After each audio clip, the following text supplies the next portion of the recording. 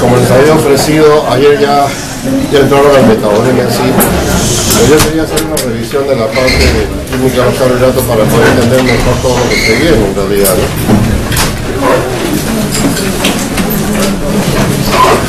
Estos compuestos ternarios tienen tres elementos fundamentales: el carbono, el hidrógeno y el oxígeno, ¿no? Llevamos los hidratos de carbono y se le llama hidratos de carbono por la sencilla razón de que la proporción entre el hidrógeno y el oxígeno es muy parecido al agua, observa, ¿no? Pues se llama hidratos de carbono. Este rendimiento ya lo conocemos, el promedio de 4 kilocalorías por gramo. La clasificación más sencilla es en unidades simples, los monosacáridos, los oligosacáridos que resultan de la unión de un pequeño número de azúcares, de unidades, monosacáridos, y los más grandes que son los polisacáridos, ¿no? Es una clasificación bastante conocida por ustedes también. Los azúcares simples son los monosacáridos. Estos azúcares simples son muy solubles en el agua. Cuanto más soluble es el compuesto, más dulce lo sentimos. Por ejemplo, el almidón es poco soluble, no se le siente el sabor dulce. La maltosa es soluble, se le siente sabor dulce. La sacarosa. Entre la glucosa y la fructosa es más soluble la fructosa y es más dulce que la glucosa. Esto se define como químicamente, ¿no? Como una aldehída o una acetona de un alcohol polivalente. Quiere decir que un compuesto, para que se llame monosacárido, debe contener la función aldehída, CHO, la función cetona, CO, y tiene que tener varios grupos alcohol, ¿no? Varios OH. Entonces es una aldehída o podría ser una acetona, pero siempre, cualquiera de los dos, pero siempre de un alcohol polivalente. La molécula tiene que tener varios grupos alcohol, ¿no? Si hay aldehída, ¿no? O si hay cetona en su defecto, eso se traduce en una propiedad que tienen estos azúcares, el poder reductor. El poder reductor, o sea, ceder electrones a otro compuesto, se explica porque tiene aldehída o tiene cetona. Por eso los que tienen aldehída se llaman aldosas, como la glucosa, por ejemplo. El que tiene cetona se llama cetosas, como la fructosa, por ejemplo, ¿no? Entonces, una manera de agruparlo bien sencilla es en aldosas y cetosas, por el grupo funcional reductor que tiene, ¿no? La presencia de grupos alcohol, me había olvidado decirte, la presencia de grupos alcohol le da gran solubilidad a estos compuestos. Y la presencia de aldehída o de cetona le da poder reductor, ¿no? Entonces, en las reacciones de reconocimiento de azúcares, ¿no? Estudiaste la reacción de Benny, por ejemplo, el cobre tiene que reducirse, pero ¿quién le da electrones al cobre? La aldehída de la glucosa o el grupo cetona de la fructosa. Tienen gran poder reductor. Si la molécula es pequeña, 3 carbonos se le llama triosas. Podríamos hablar de tetrosas, pentosas, hexosas, por el número de carbonos también. Es una manera también de agruparlo, ¿no? Acá tienes una fórmula empírica, como le llamamos así. Si quiero hablar de 5 carbonos, entonces la molécula sería C5, H10O5, ¿no? Si hablamos de una hexosa, sería C6, H12O6, ¿no? Puede haber una cadena abierta o fórmula de Fischer. La más usada es la proyección de Howard, la más usada, que puede ser piranosa cuando tiene el aspecto de un hexágono, o puede ser furanosa cuando tiene el aspecto de un pentágono. Estos son anillos, entonces, ¿no? La forma más común de representarse en forma de anillo. Hay otra representación en forma de bote o de silla, ¿no? Pero la más usada en realidad es esta de acá, ¿no? La fórmula cíclica, para que haya una fórmula cíclica tiene que haber una reacción intramolecular.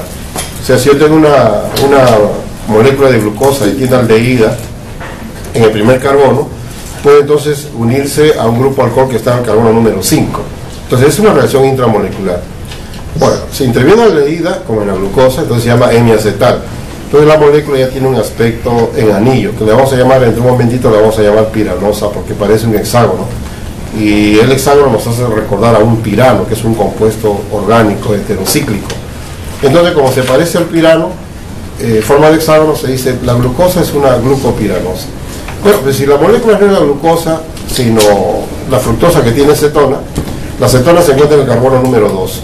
Si reacciona con el alcohol del carbono número 5, entonces hay una reacción intramolecular que se conoce como el hemicetal. Entonces, así es como aparece la forma de anillo.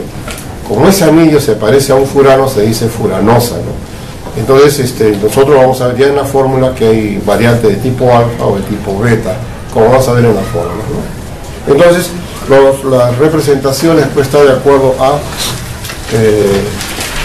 los datos de Fischer o de Howard. Y acá lo tienes todo, algo que yo te hablé para aminoácidos, a ver si te acuerdas, ¿no? Entonces el gliceraldehído es una molécula de 3 carbonos. Acá está el grupo aldehídas, ¿no? CHO, el grupo aldehído, el carbono 1, carbono 2, carbono 3. Vemos los grupos alcohol. Entonces la definición dice que es una aldehída, ¿no? De un alcohol polivalente, lo cumple.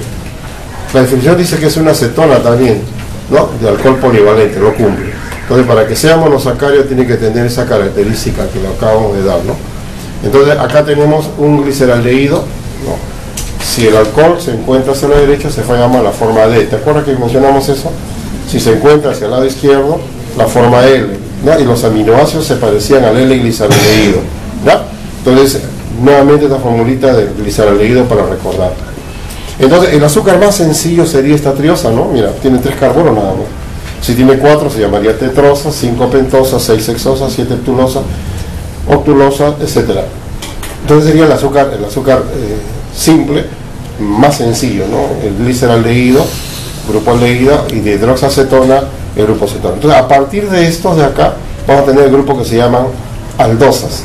Y a partir de esto vamos a tener lo que se llaman cetosas, ¿no? Cetosa, lo que tiene el grupo cetona, ¿no? Acá tiene la fórmula de Fischer, ¿no? La fórmula de Fischer llevada a un plano ya, ¿no? Entonces, en este caso estamos notando que en el carbono 1 tenemos la glucosa, acá está el carbono 2, carbono 3, carbono 4, carbono 5, carbono 6, es una hexosa, se trata de la glucosa. Si miras con cuidado en el carbono número 5, o sea el penúltimo, el alcohol está a la derecha, es de la forma D entonces. Si el alcohol estuviera a la izquierda sería de la forma L. Nuevamente miramos el patrón, acá está. Si acá está a la derecha, sería de la forma D y a la izquierda de la forma L, ¿no? Eso se respeta eso, ¿no? Acá tienes una posibilidad de observarlo en el espacio, estos carbonos serían los que están más cerca a la vista y serían más alejados en realidad, ¿no? Pero la fórmula de Fischer es la que nos ayuda a recordar que es una aldehexosa, ¿no?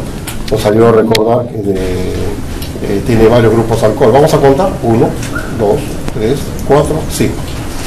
Basta que cambie la posición de este alcohol para que hablemos de isómeros también, que lo vamos a ver en un momentito, ¿no? Acá está la definición que te dije de la reacción intramolecular. ¿Cuál es la fórmula de Fischer? Esta es la fórmula de Fischer, ¿no? ¿Ven? En plano observamos, está el número de carbonos, ahí está el grupo aldehída, el grupo alcohol. Entonces acá estamos notando que va a haber una reacción intramolecular. Mira. El carbono 1 está acá, este carbono 1 está reaccionando con el grupo OH, alcohol, del carbono 5. O sea, este OH de acá está reaccionando con este aldehído, ¿no? Entonces se forma una molécula que tiene el aspecto de anillo, mira. ¿Ves? Como el anillo es un hexágono, míralo bien, le vamos a llamar piranosa. Entonces el verdadero nombre de la glucosa, químicamente hablando, es una glucopiranosa. Una glucopiranosa. Entonces acá lo que hay que considerar ahora es el carbono que está en el vértice de la derecha, ya del anillo estoy hablando, ¿eh? El vértice de la derecha, ¿ya? Entonces, cuando el grupo alcohol del carbono del vértice de la derecha se encuentra hacia abajo, va a ser alfa, que es el más común. Pero si estuviera arriba, va a llamar beta. No me interesa para alfa o beta el grupo alcohol que está en el carbono 4, mira, acá está abajo, ¿no? Podría estar arriba, ¿me entiendes? Eso ya es un isómero. Cuando está abajo es la glucosa, por ejemplo, y cuando está arriba es la galactosa, es un isómero. Para alfa, beta, ¿qué me interesa? Me interesa este carbono que está en el vértice de la derecha.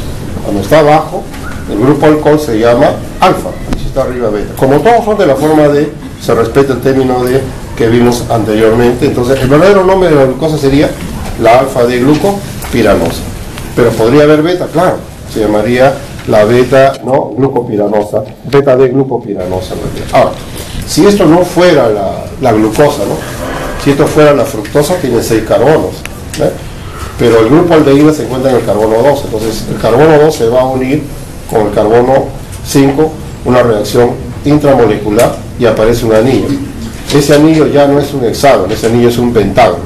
En ese caso ya no se dice piranosa, sino furanosa, como te mencioné hace poco, ¿no? Entonces, esta molécula que estoy mirando acá, ¿podría ser una furanosa? Claro que podría ser. Podría ser también, pero la forma más estable, ¿cuál es? Esta de acá. A ver, miramos de nuevo. O sea, ¿esta aldehída puede reaccionar con este grupo alcohol? Sí, podría serlo. Podría con esta también, claro. Con esta también podría ser. Y podría adoptar una forma de pentágono. Pero ¿cuál es lo más estable? Este es lo más estable, ¿no? Entonces, la diferencia entre el planteamiento de Fischer y el planteamiento de Haworth demostró que en solución la molécula no está abierta. En solución tiene la forma de un anillo y él descubre que hay una reacción intramolecular. Después de Haworth vieron otros planteamientos, porque ¿cómo lo vemos los carbonos en el espacio? Entonces, por ejemplo, en este esquema no está, pero por ejemplo, si yo trazo acá, quiero representarlo verdaderamente, yo tengo que trazar una línea más gruesa acá, mira. Entre este carbono 2 y este carbono 3, me voy a decirte, acá está el carbono 1, 2, 3, 4, 5 y 6, ¿no? Se respeta, o sea, cuando hay esta reacción, no se pierde nada, no se pierde ningún elemento. O sea, siempre es C6, H12 o 6. Lo que pasa es que hay un arreglo acá intramolecular, ¿no? ¿Ya? Entonces, cuando tú pones acá la línea esta más gruesa, te está diciendo que el carbono 2 y 3 está más acá hacia ti, ¿no? O el espacio. Y el carbono número 5 y el oxígeno está hacia el otro lado. Como no me entiendes nada, permíteme un ratito. Si este lado lo estoy mirando así, entonces el carbono 2 y 3 estaría acá, 2 y 3. Y el oxígeno del carbono 5 estaría acá, el oxígeno del carbono 5 acá. El carbono 6 para este lado, el carbono 6. Ahora, el carbono 1 y el carbono 4. El carbono 6 estaría acá arriba, acá estaría el carbono 6, ¿no? Esa es la representación que tendríamos que hacer en el espacio y que a veces indica con línea más gruesa para señalarlos con claridad, ¿no? Nuevamente otra representación ya de Haworth y de Fischer para que tú lo veas, ya en movimiento, para que puedas tú analizar con cuidado lo que está pasando. Recuerda, cuando se forma el anillo no se pierde ningún elemento, ¿no? Hay un arreglo intramolecular nada más, no se pierde nada, ¿ya? La forma más estable que se sabe es la forma en anillo. La mejor representación, que no le he traído acá, porque es parte de química orgánica, yo no quería profundizar más, la mejor representación es cuando hablamos en forma de bote y en forma de silla, de acuerdo a la manera como se ubican en el espacio, ¿no? Nuevamente acá tienes número carbono, la secuencia de Fischer, carbono 1, 2, 3, 4, 5, 6, etcétera, ¿no? Y la fórmula de Haworth. Entonces, ¿cuál sería alfa de estas dos?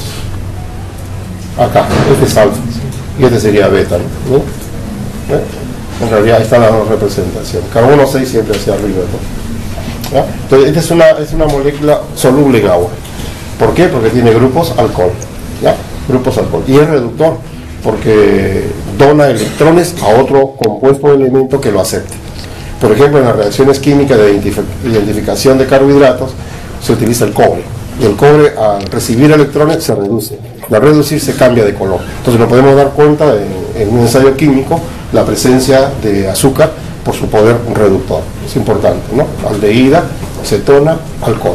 Acá tienes una lista de lo que te dije, ¿no? Las aldosas son las que tienen aldehída. Acá tienes el más pequeñito de todos, 3 carbonos.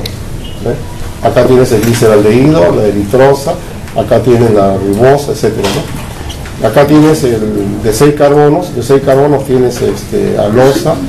Yo quiero remarcarte esto nada más, que de los que tienen 6 carbonos tendríamos que recordar siempre a la glucosa, a la manosa y la galactosa. Esta es la que más vamos a trabajar, ¿no? Vamos a hablar del metabolismo de la galactosa, metabolismo de la manosa, metabolismo de la glucosa, que es muy parecida al caso de la glucosa en realidad, ¿no? ¿Ya? Entonces, recordar, por ejemplo, que siempre vamos a hablar de la ribosa y la desoxirribosa también, por supuesto, ¿no? Como azúcares de importancia, ¿no? Lo mismo acá, ¿no? Acá, pues, la dihidroxacetona ya lo hemos visto, sería monosacárido más sencillo del grupo de la cetosa. Ahí está la ribulosa, que la vamos a necesitar como dato. Y de 6 carbonos destaca, por supuesto que destaca la fructosa, pues, ¿no? Acá está la fructosa, y no podría olvidarlo. También hay sorbosa, cicosa, tagosa, etcétera, pero esta es la más importante, ¿no? En resumen, de los monosacáridos, tengo que acordarme que de 3 carbonos tengo el gliceraldehído, la dihidroxiacetona, porque ayer lo viste en la glucólisis. ¿no? La fructosa 1,6-difosfato desdoblado, ¿no? Hacia gliceraldehído, fosfato y hidroxicetona-fosfato. O sea, ya lo mencionaste, y ese es el azúcar más sencillo, libre que se puede encontrar, ¿no?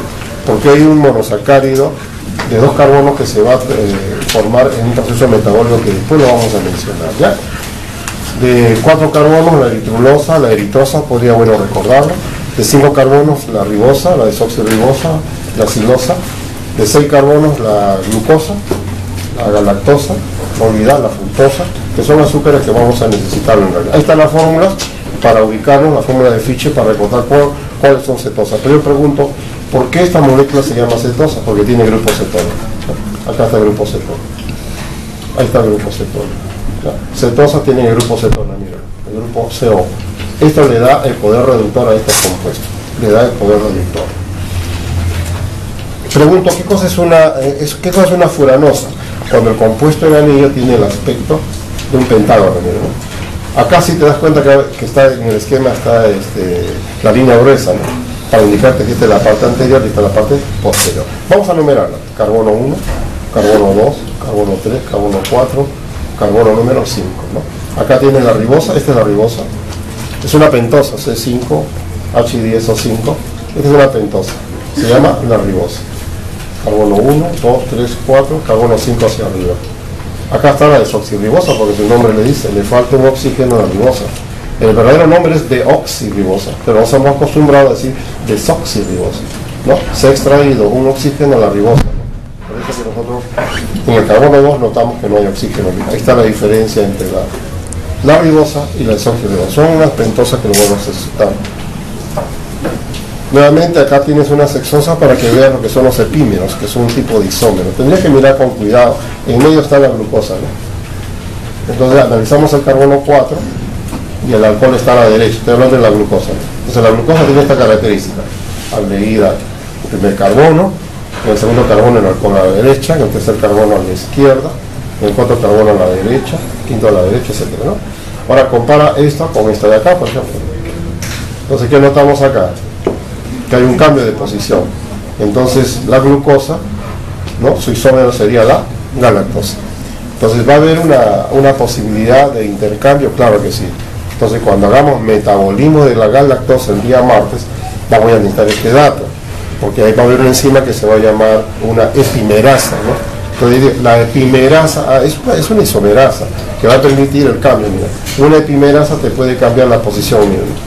Si tú tienes galactosa y se va a transformar en glucosa, la epimerasa hace posible el cambio de posición del alcohol. O sea, y si no tenemos la epimerasa, terminamos con una enfermedad llamada galactosemia. Y la galactosemia es una enfermedad que lo vas a discutir con el doctor Bravos, que es el médico internista que conoce todo ese tema y te lo va a explicar muy bonito. En realidad puede producirse catarata. Te la pregunté, ¿por qué puede producirse catarata cuando falta la epimerasa? ¿Quién pudiera creer, no? Pero eso lo vas a ver. Pero esta es la parte que quisiera que lo entiendas, ¿no? El término de isómero. Y en este caso observa con cuidado, ¿no? La manosa, ¿no? Acá cambia la posición del carbono número como carbono número 2, a la derecha y a la izquierda. Entonces a esto le llamamos isómeros, ¿no? Son isómeros. Hay derivados, claro que hay derivados, miren. Entonces, si esta es la glucosa, esta es la glucosa, entonces vamos a hablar unos derivados. Puede tener grupo amino, miren. ¿Pero en qué posición? Vamos a ver el número. A ver, carbono 1, carbono 2, carbono 3, 4 y 5. Entonces el derivado está acá está el grupo amino. Entonces es una glucosamina. Esta es una glucosamina. La glucosamina forma parte de moléculas complejas que vamos a estudiar al final, ¿no? El ácido glucurónico y la glucosamina está incluido en la condroitina, sulfato, en el ácido hialurónico, en el dermatán sulfato, en el queratán sulfato, ¿no? ¿Y por qué están incluidos ahí? Porque va a tener propiedades muy especiales. Por ejemplo, observa con cuidado, este grupo alcohol, pero este no es alcohol, mira. Este no es grupo alcohol, mira. Este es un carboxilo. Nuevamente, si es un carboxilo tiene carga negativa. Y si tiene carga negativa, esto atrae agua. Entonces, cuando este compuesto, ¿no? Son muchos en una molécula larga, ¿no? Un polímero que tiene mucho de esto, entonces el agua tiende a unirse con facilidad y forma una estructura flexible en el líquido sinovial, por ejemplo, en las articulaciones para el ácido hialurónico, ¿no? Entonces, el ácido glucurónico es importantísimo. Hay un metabolismo que lo vamos a explicar, que permite, o sea, gastamos, formamos, tenemos la capacidad de síntesis de ácido glucurónico. Bueno, que para ciertas enfermedades, los reumatólogos ya hace varios años están utilizando glucosamina, ¿no?, por vía oral, y están encontrando que aproximadamente un porcentaje, dicen ellos, de 40 o 50% de pacientes les mejora, ¿no?, los malestares e inflamaciones articulares, pero hay otro 40, otro dicen 50% que no tiene ningún efecto y están utilizando dosis bastante altas, ¿no?, de 800 miligramos, 1200 miligramos, ¿no?, dosis altas, pero todavía no está completamente consensuado. Pero sí, mira la importancia que tiene. Si perdemos esta capacidad de existencia de ácido glucurónico o no sintetizamos la cantidad adecuada, todas las articulaciones van a sufrir tremendamente, ¿no? Acá tienes, no salió muy clarito, ¿no?, pero no sé muy bien, ¿no?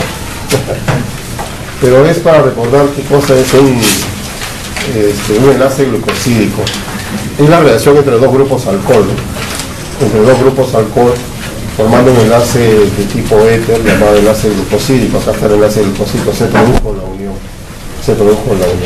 Entonces un grupo alcohol está reaccionando con otro grupo alcohol de la otra molécula que lo está presentando y se forma un enlace, el enlace de tipo éter, porque dos grupos alcoholes que están reaccionando. Se llama enlace glucosídico, ¿no? Y vale la pena recordar que acá tienes una representación en el espacio más exacta, ¿no?, por donde está el OH, el oxígeno, ¿no? ¿Notas? Esa forma de bote. Entonces, en este caso son de tipo alfa. El enlace glucosídico puede ser de tipo alfa o el enlace glucosídico puede ser de tipo beta, de acuerdo a lo gráfico que vamos a ver en un ratito. Entonces, ¿cuáles son los disacáridos más comunes? Los disacáridos más comunes que tenemos que tenerlo presente siempre. Este es el azúcar de caña, la sacarosa.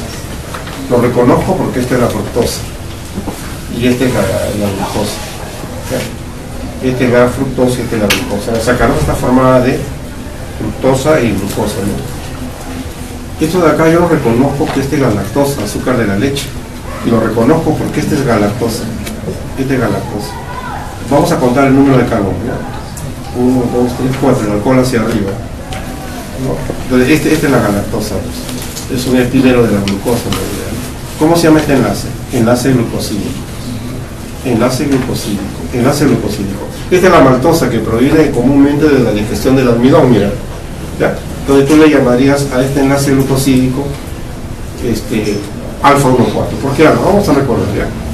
1, 2, 3, 4, 5 y 6, ¿no? El alcohol estaba acá abajo, ¿sí? Entonces, en la otra molécula, que es una semejante, esta que está acá, el carbono 4, el alcohol está casi arriba. ¿Está bien? Entonces, si el alcohol está acá, y el alcohol está acá, abajo los dos, notamos este puente, miren ese puente. Este puente se llama enlace glucosídico, y ese enlace se llama alfa 1,4. Alfa 1,4. Pero este no es alfa, este es beta. Este es un enlace de tipo beta 1,4. ¿Me entiendes? Entonces, cuando nosotros analizamos alfa o beta, la pregunta es: ¿qué importancia tiene eso? Que las enzimas reconocen si es alfa o si es beta. Y hay enzimas que no reconocen beta. Por ejemplo, nosotros no podemos degradar enlaces de tipo beta 1,4 de la celulosa. No tenemos posibilidad, no lo degradamos, no podemos. En cambio, el alfa 1,4 del almidón sí lo podemos, del glucógeno sí lo podemos. O sea, nuestras amilasa son para alfa 1,4. No tenemos enzima para beta 1,4 en el caso de la celulosa. Entonces, todas las fibras que consumimos no las podemos distinguir. Es imposible, porque no tenemos la enzima. Porque tú recuerdas que hay un centro activo, ¿no? Entonces, el término alfa 1,4, beta 1,4 lo vamos a intentar también a ver la digestión de los alimentos. Acá tienes un trisacario, mira, o sea, son 3, ¿no? Ahora sí, a reconocerlo. ¿Cuál será el primero? Galactosa, ¿no? Glucosa y fructosa. Galactosa, glucosa y fructosa. Es un trisacárido que se encuentran en leguminosas. Entonces el asunto es que algunos de nosotros de repente ya no tienen la trisacaridasa que puede desdoblar eso. Entonces las personas que al consumir legumbres, al consumir menestra, sufren trastornos digestivos y seguramente pues ya esta enzima no la están produciendo en cantidad adecuada y pues ya imposible que puedan consumir la menestra. Yo recuerdo que Mi hijo cuando estaba pequeñito le encantaban los frijoles, decía entonces a su mamá, le decía, no me pongas nada encima, quiero mis frijoles así nada más, con mi cuchara, y de comer una cuchara en venal, me comía con una gana. A partir de los 18 años, 20 años, no puede consumir. ¿Por qué? Por eso. En él tiene ese problema, entonces ya no puede, un poquito comienza como preparado digestivos, no puede ni verlo. Entonces, la rafinasa, una trisacaridasa, la tenemos, pero puede fallar. Entonces, cuando hagas tú problemas de trastornos en la digestión y metabolismo del carbohidrato, como el doctor Bravo, te haga mencionar eso, ¿no? Por ejemplo, hay niños que al nacer no pueden consumir la leche por la lactosa porque son deficientes de enzima lactasa, ¿no? O hay personas que han estado muy bien, toda su vida tomaban su leche, sus lácteos sin ningún problema, pero en un momento toman un poquito y terminan con trastorno digestivo, deficiencia de lactasa. Entonces hay un origen genético, para eso, ¿no? Entonces la lactosa, te hablé de lactasa, la lactosa está formada de la lactosa y glucosa. Por lo tanto, cuando ayer hicieron digestión de los carbohidratos, te habrán dicho pues que la lactasa al desdoblar te va a originar galactosa y glucosa. La sucrasa o sacarasa al desdoblar el enlace te va a dar fructosa y glucosa. Entonces al final cuando el enterocito absorbe, está absorbiendo tres monosacáridos fundamentales: la lactosa, la glucosa, la fructosa, y ahora le agrego uno más, la manosa, que te acabo de enseñar, que es tan importante común. Todos ellos tienen que ir al camino a la glucosa, o sea, la galactosa tendrá que ser glucosa, ¿ya? La fructosa tendrá que ser glucosa. Entonces, en ese camino del metabolismo, ¿no? Todo conlleva al centro, que es la glucosa, como vamos a ver, ¿no? Como el azúcar fundamental, claro que sí. Oligosacáridos son carbohidratos que están formados por un pequeño número de azúcares, ¿no? Porque en este caso, yo te traigo un esquemita que los oligosacáridos tienen mucha importancia en membrana, porque están unidos, fíjate, a los lípidos de membrana, que son los fosfólipidos que incorporan peso, o a las proteínas de membrana, para formar receptores importantes, ¿no? Receptores hormonales, todas estas cosas. Y yo creo que esos oligosacáridos quisiera que lo veamos acá. Entonces, si yo digo esta proteína tiene tres dominios. Este dominio, calculo yo, deduzco yo que este dominio hidrofílico extracelular y este dominio hidrofílico intracelular. Y este dominio es hidrofóbico. Entonces acá seguramente está abundando la alanina, seguramente la valina voy a encontrar en buena cantidad en esta porción porque esta parte es hidrofóbica. A su vez, esa es una proteína a la cual se están asociando, mira, se están asociando oligosacáridos. Entonces esta oligosacárido tendría 1, 2, 3, 4, 5, 6, 7, 8 unidades por enlace glucosídico. A su vez, este grupo alcohol tendrá que unirse a un grupo alcohol de este aminoácido que está acá. ¿Qué aminoácido podría ser? La serina. La serina es muy común para poder enlazar los azúcares. En este caso, ¿no? De los monosacáridos, perdón, los oligosacáridos que están representados de esta manera, ¿no? Entonces nosotros hablamos de glucoproteínas, por ejemplo, ¿no? De glucoproteína, de mucha importancia a nivel de membrana, como vamos a ver. Acá hay otro esquemita donde están hablando de la lecitina, ¿no? Acá está hablando en el caso de bacterias que se pueden unir a determinadas porciones de la membrana celular, ¿no? Entonces existen receptores virales, por ejemplo, donde intervienen estas moléculas complejas, ¿no? Acá tienes unos oligosacáridos determinantes de grupos sanguíneos para recordar, ¿no? Que tú ya lo has estudiado esto, ¿no? Acá tienes del grupo O, del grupo A, del grupo B. Entonces acá tenemos la fucosa, acá tenemos la N-acetilgalactosamina, ¿no? Con enlace alfa 1,3 te aclara, glucosa con enlace 1,2 con la galactosa, acá hay un enlace beta 1,3, ¿no? Entonces acá está hablando si la molécula es de tipo alfa o la molécula de tipo beta, su enlace sería enlace alfa glucosídico 1,2, beta glucosídico 1,3, te aclara eso para ver la diferencia entre uno y otro, ¿no? Acá tiene entonces la representación pues, de compuestos azúcares formando oligosacáridos, ¿no? El antígeno de tipo antígeno A, antígeno B. Los polisacáridos también se llaman glucanos o simplemente glicanos, su nombre lo dice todo, ¿no? Está formado por un gran número de azúcares unidos por enlace glucósico, son moléculas grandes, ¿no? Entonces cuanto más grande es la molécula, menos soluble será, ¿no? Ahora, tenemos nosotros una clasificación bastante simple también que te he traído, Esa clasificación, mírala con cuidado. Sería esta de acá, mira. ¿Qué sería un homo? Un homopolisacárido. ¿Qué sería un homopolisacárido?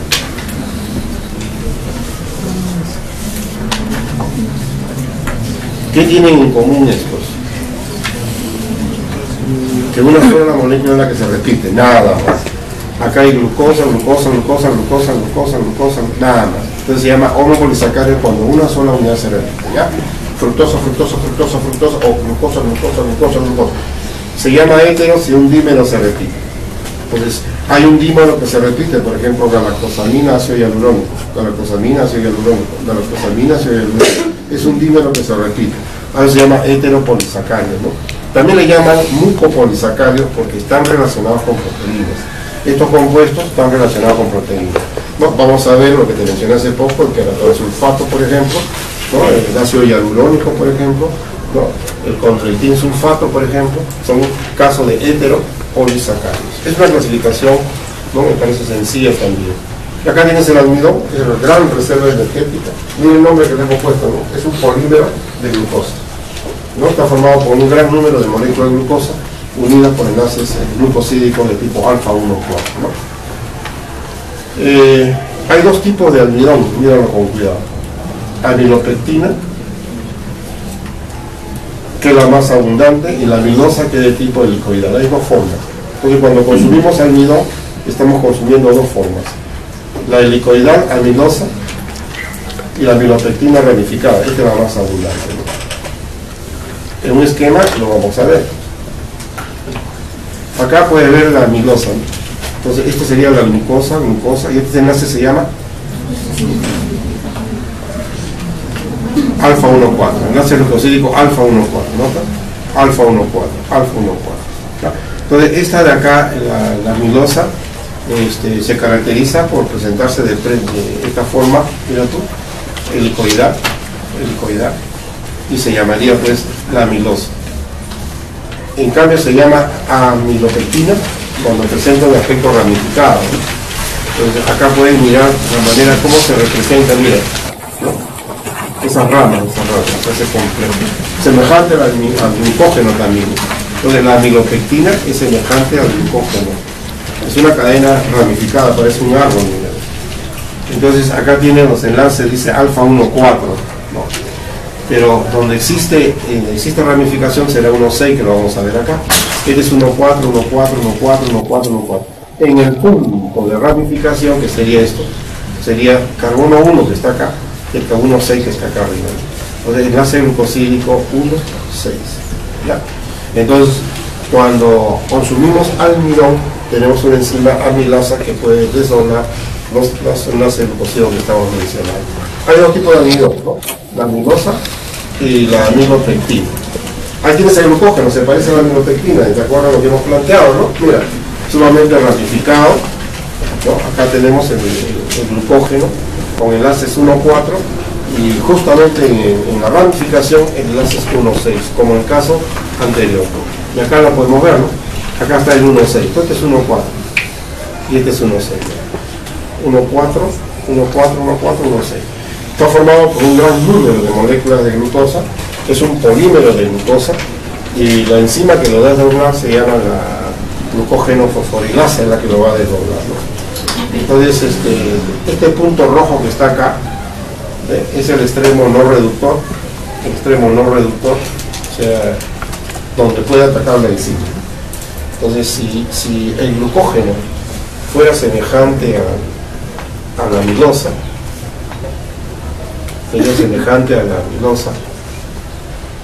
habría un problema, porque la enzima, si fuera semejante, entonces la enzima tendría que atacar acá en el extremo y avanzar en este sentido, ¿no? Entonces se demoraría un montón, no sería nada adecuado.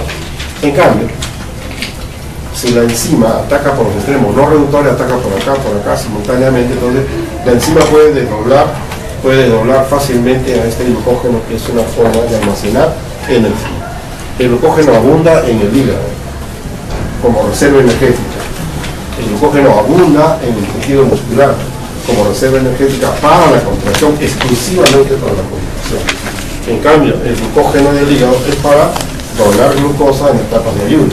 Tenemos una gran reserva de glucógeno para los momentos de ayuno. Entonces, el glucógeno fosforilasa no se puede demorar. Tiene que trabajar intensamente para donar la glucosa almacenada en estas moléculas, ¿no? Entonces, el poder, digamos, de doblamiento de la glucógeno fosforilasa es simultáneo por las razones que te acabo de dar. El glucógeno es una molécula muy importante, los enlaces son 1,4 y el punto de ramificación será 1,6. Por eso se necesita la segunda enzima, una enzima que rompa el 1,6, que se llama la enzima desramificante. En acá yo necesito pues dos enzimas para doblar. Esta de acá sería pues la glucógeno fosforilasa, la glucosidasa 1,4, pero la que va a romper justamente acá en el punto de ramificación sería una glucosidasa 1,6, alfa 1,6, que se da el nombre común de enzima desramificante. Acá tienes un gránulo de glucógeno que hace recordar, digamos, al tamaño de los ribosomas. Tiene pues una dimensión aproximada de 20 nanómetros, la cantidad de reserva para el momento de ayuno en que nosotros debemos utilizar esta gran reserva energética. En cambio, en el músculo, por más ayuno que tengamos, no puede ser donada la glucosa porque solamente el glucógeno muscular sirve para la contracción muscular en un momento de estrés, y en la etapa evolutiva era para el escape, ¿no? El animal tenía que escapar de su predator, entonces no podía donar glucosa a otros tejidos. En cambio, el hígado está reservado para eso, ¿no? Almacena para los momentos de ayuno. Todo eso está controlado por hormonas, la hormona del estrés, la adrenalina, por ejemplo, ¿no? La hormona del ayuno, el glucagón, por ejemplo. Entonces todo está controlado por hormonas, por supuesto que sí. Te traje el término de dextrano porque es un polímero encontrado en bacterias, reserva. Las cadenas de glucosa son sumamente ramificadas. El crecimiento, pongo acá, de bacterias en la superficie de los dientes origina la acumulación de dextranos. Entonces, por eso lo puse acá para recordar, ¿no?, que eso origina una placa dentaria. Entonces, nuestra preocupación anual que nos recomiendan los odontólogos por 2 veces al año hacer una limpieza es para que no se acumule demasiado esto, porque sería pues el motivo por el cual las bacterias pueden desarrollar mejor en esa zona, ¿no? Entonces, cuando el odontólogo nos pasa el aparatito ahí, nos hace una limpieza excelente, sin decir que nos va a quitar la placa, pero la placa queda ahí, ¿no? El sarro dentario tiene que ser disminuido en unos cuantos milímetros para que no haya problemas de infecciones, etc., ¿no? Te traía a colación el término de dextrano para que recuerdes eso, por favor, ¿ya? Acá está la celulosa, que es un polímero de glucosa, al igual que la amilosa, ¿no? Se parece a la amilosa en el sentido de que es un polímero de glucosa no ramificado, pero acá los enlaces son diferentes. El enlace es el enlace 1,6. Te comentaba que nosotros no tenemos la enzima celulasa, ¿no?, que puede romper los enlaces beta-1,4. Para favorecer el tránsito a nivel intestinal, por ejemplo, para disminuir la cantidad de colesterol que se absorbe, en cierta medida tiene pues su importancia. Para proteger contra el cáncer del colon, por ejemplo, también lo vamos a ver como fibra. Ya vamos a estudiar después las fibras, las pectinas, la celulosa, la semicelulosa, etc., ¿no? Ahí tienes un ejemplo de polisacárido estructural que forma las paredes de los vegetales. El almidón es un polisacárido de reserva, el glucógeno es de reserva energética. Este es de estructural, de cubierta, de protección, que para nosotros le llamamos las fibras, la celulosa. Acá tienes lo que te mencionaba, los glucosaminoglucanos, y se le llama mucopolisacáridos porque se relaciona con proteínas. Por eso le llamamos así, ¿no? Mira, las palabras son hetero, contiene los aminoazúcares que te mencionaba, ¿no?, que está incluido N-acetilglucosamina o N-acetilgalactosamina, y está incluido también el ácido glucurónico, como muy común, que le da cargas negativas, ¿no? Entonces, estos compuestos tienen carga negativa debido al carboxilato presente y también al sulfato, porque se habla del condroitin 4 sulfato, tejido cartilaginoso, condroitin 6 sulfato. Tienen sulfato, carga negativa. Tiene carboxilato, carga negativa. Entonces, esas cargas atraen moléculas de agua y hacen unas disoluciones importantes con un aspecto mucoso, ¿no? Para su función protectora es fundamental. Por eso que Las glucosaminoglutanos forman digamos, el medio extracelular y forma parte de las articulaciones para favorecer los movimientos, ¿no?, en dichas articulaciones. Se asocia con proteínas, proteoglucanos. Acá tenemos los nombres conocidos, fíjate, ahora sí lo ubicamos, ¿no? Sulfato de condroitina, ácido hialurónico, dermatán sulfato, sulfato de queratano, son buenos ejemplos de este grupo que en general le llamamos mucopolisacárido. ¿Por qué? Porque se relacionan con proteínas. El sulfato de condroitina, que ya te lo mencioné, mira lo que contiene, ¿no? N-acetilglucosamina, mira, amina, N-acetilglucosamina. Nosotros vamos a encontrar el nitrógeno acá, mira, N-acetilglucosamina. Mira, acá vamos a encontrar el sulfato, sulfato. Acá vamos a encontrar el ácido glucurónico, mira, su carga negativa. Esto trae agua, ¿no? De tal manera de que es muy importante, pues, estos compuestos, porque mira, forman un porcentaje bien alto en las articulaciones, ¿no? Te estaba comentando que los reumatólogos están utilizando estos compuestos como tratamiento por vía oral para mejorar el movimiento de la articulación.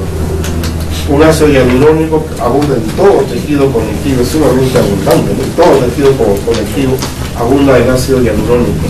Acá está nuevamente el ácido glucurónico, ¿no? La lactosamina, nuevamente menciono la amina metida acá, por el enlace beta 1,3. Elevada viscosidad debido a la gran hidratación de los carbohidratos que ya lo mencioné. Principal componente del tejido conectivo, como que acabo de comentar, ¿no? Parte del líquido sinovial y unión líquido también. Aquí es una representación de la viscosidad, ¿no? Que se puede notar que está sumamente hidratado, el ácido hialurónico, sumamente hidratado.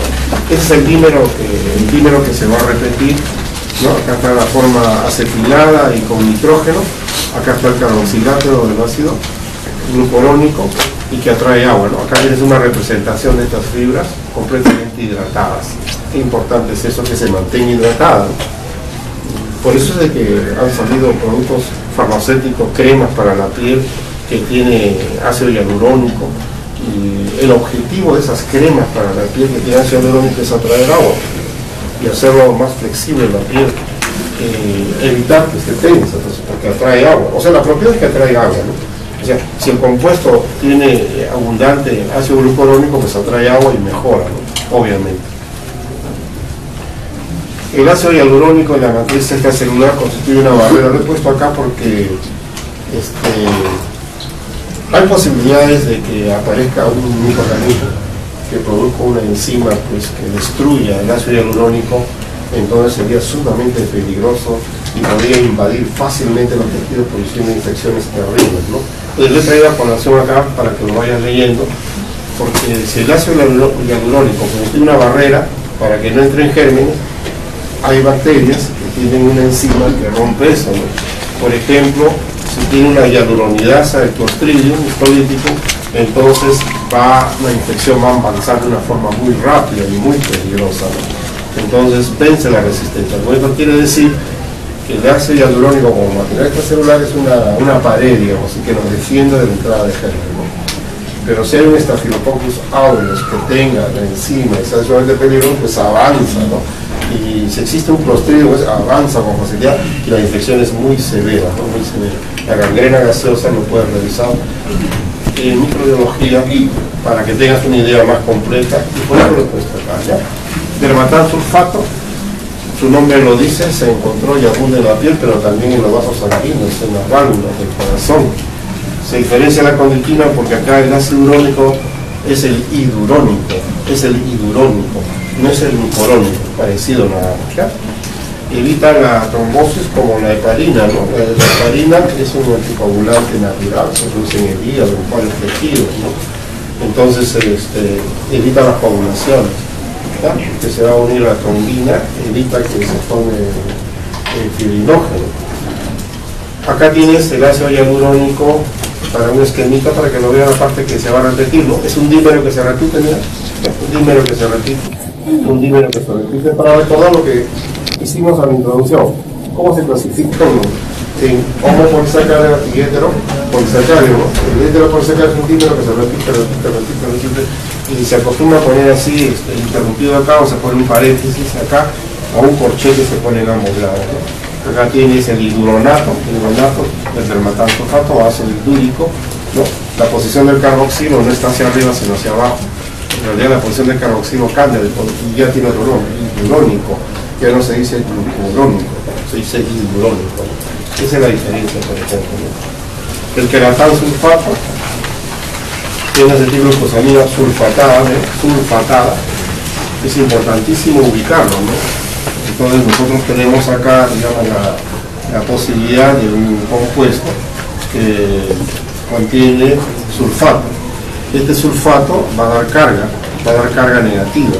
Entonces este compuesto atrae agua también, como mencionaba, ¿no? Compuesto, por lo que he repetido, disacárido N-acetilglucosamina sulfatada, la lactosa, unida a esa proteína. Esa proteína se llama agrecano. Sucede, por ejemplo, en la córnea y en el esqueleto. La articulación actúa como un amortiguador importante también en el queratansulfato, ¿no? La heparina, acá te he mencionado la heparina, que la vamos a producir. Está formada por glucosamina y ácido glucurónico. En el hígado producimos nosotros de forma normal la heparina. Se utiliza para reducir la tendencia a la coagulación en los pacientes, tú lo sabes si lo vas a estudiar mejor, ¿no? Acá tiene la acción anticoagulante de la heparina para que hagas un repaso, ¿no? La proteína antitrombina se activa al unirse a la heparina uniéndose a la trombina, impidiendo que ésta polimerice el fibrinógeno, donde ya no se forma fibrinógeno, donde ya no se forma el coágulo. Al final la heparina se separa y continúa su efecto anticoagulante, ¿no? Entonces evita que se puedan juntar las fibras, que no se forme el fibrinógeno, no se forme el coágulo. Acción de la heparina. Y por fin tenemos la glucoproteína, era lo último que teníamos que revisar en estos carbohidratos que estamos haciendo. Proteínas conjugadas contienen uno o más oligosacáridos, lo vimos en un esquema anteriormente del material extracelular o de la superficie de membrana, perdón, ¿no? Abunda en la superficie de células. Gran importancia tiene el receptor hormonal, reconocimiento celular, para que una célula se junte con otra del mismo tejido, actividad estructural. Las secreciones celulares, lo que llamamos el moco, que recubren cavidades, siempre son glucoproteínas, ¿no? Todas las secreciones son glucoproteínas. Aquí no tengo esquemita para recordar que el núcleo proteico está acá, el núcleo de la proteína. Esta es una célula, otra vez mira este aminoácido que has repasado conmigo hace poco también, tiene grupo alcohol, ¿no? Y acá está el compuesto, acá tienes una xilosa que se va a unir a la serina y ser puente de unidad. Acá tienes entonces una glucoproteína. Con eso te he hecho un repaso de los carbohidratos que quería saber, cosa que el lunes tengo ya más facilidades para hablarte de glucosa, de lactosa, para hablarte del metabolismo de la manosa, del metabolismo ya tiene más base. ¿Ya? Ahí quedamos, entonces el lunes hacemos la parte ya del metabolismo del carbohidrato, continuando lo que hizo el doctor Hilario, ¿no? El doctor Hilario me llevó hasta hacer un alto, algo así. Entonces yo lo voy a tomar ahí para ver. ¿Ya? Entonces,